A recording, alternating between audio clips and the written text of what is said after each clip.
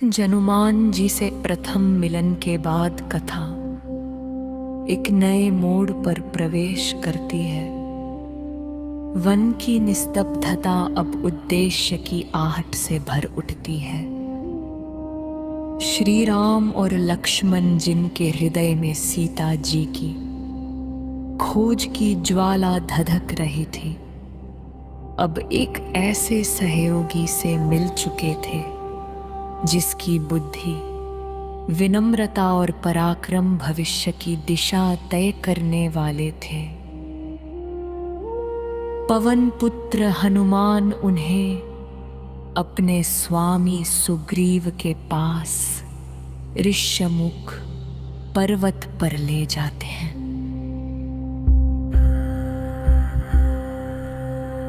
ऋष्यमुख पर सुग्रीव भय और आशा के बीच झूल रहे थे। अपने ही भाई वाली द्वारा राज्य से निष्कसित वे हर क्षण आशंका में जीते थे। हनुमान के माध्यम से जब उनका परिचय श्री राम से हुआ तो दो पीड़ित हृदयों का मिलन हुआ। एक की पत्नी हर ली गई थी दूसरे का राज्य। दोनों के दुख अलग थे पर पीड़ा एक थी। अग्नि को साक्षी मानकर मित्रता स्थापित हुई। श्री राम ने वचन दिया कि वे सुग्रीव को उसका राज्य दिलाएंगे और सुग्रीव ने प्रण किया कि वह सीता जी की खोज में अपना सर्वस्व लगा देंगे। सुग्रीव ने सीता जी के आभूषण दिखाए जो उन्हें आकाश मार्ग से गिरते हुए मिले थे। उन आभूषणों को देखकर श्री राम का हृदय द्रवित हो उठा। लक्ष्मण ने पहचान की पुष्टि की। अब समय था प्रतिज्ञा को कर्म में बदलने का।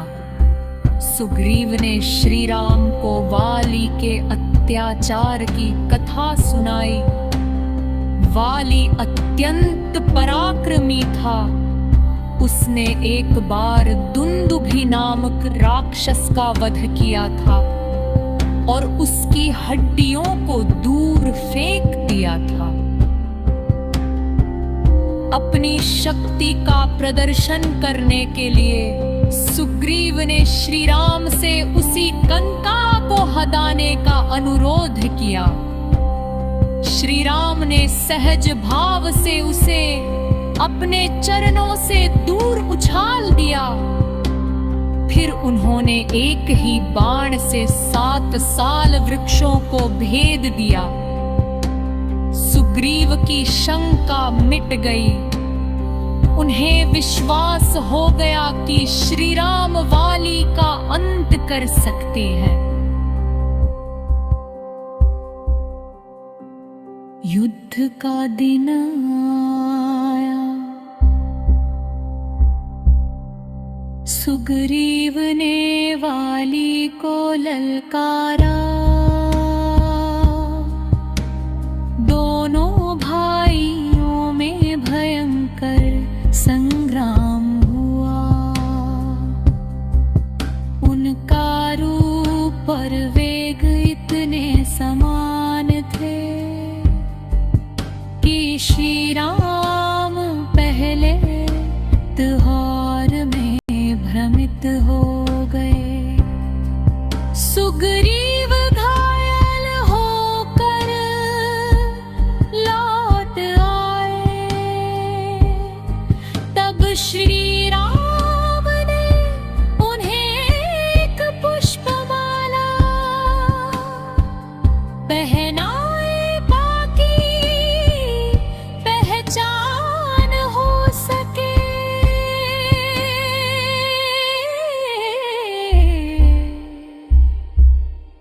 दूसरी बार जब युद्ध हुआ, श्री राम ने अवसर देखकर एक तीव्र बाण छोड़ा जो वाली के वक्ष में लगा।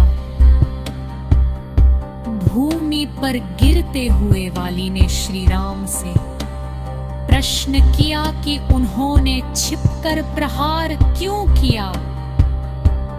श्री राम ने धर्म की मर्यादा समझाई कि अधर्मी और अन्यायी पर इस प्रकार प्रहार करना अनुचित नहीं। वाली ने अपनी भूल स्वीकार की और अपने पुत्र अंगद को श्री राम की शरण में सौंप दिया। कुछ ही क्षणों में उसका रणांत हो गया। सुग्रीव का राज्याभिषेक हुआ और अंगद युवराज बने। वर्षा ऋतु आ गई। पर्वतों पर मेघों का घेरा और धरती पर हरियाली का विस्तार था, पर श्री राम का मन विरह में सूखा रहा। वर्षा के कारण अभियान स्थगित रहा। समय बीतने लगा और सुग्रीव भोग विलास में डूब गए। तब लक्ष्मण का धैर्य टूट गया। वे क्रोध में किष्किंधा पहुंचे। तारा ने उन्हें शांत किया और सुग्रीव को कर्तव्य का स्मरण कराया। सुग्रीव ने तुरंत वानर सेना को चारों दिशाओं में भेजने की व्यवस्था की। उत्तर पूर्व और पश्चिम की ओर दल रवाना हुए। दक्षिण दिशा का दायित्व बने रघुवीर। जंगवादा हनुमान को सौंपा गया। श्री राम ने हनुमान को अपनी अंगूठी दी, जो पहचान का प्रतीक थी। वह अनुभूति केवल स्वर्ण कमुत्त नहीं थी,